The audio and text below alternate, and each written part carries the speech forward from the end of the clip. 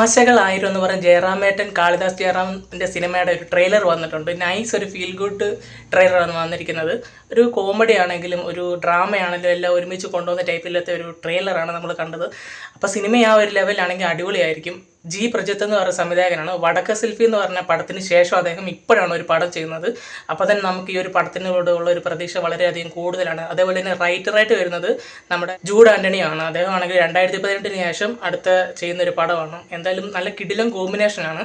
പിന്നെ അതിലാണെങ്കിൽ ആശാചരിത്വം ഒക്കെ ഉണ്ട്. നല്ല രീതിക്കുള്ളൊരു വൈബായിട്ടുള്ളൊരു ട്രെയിലറാണ് വന്നിരിക്കുന്നത്.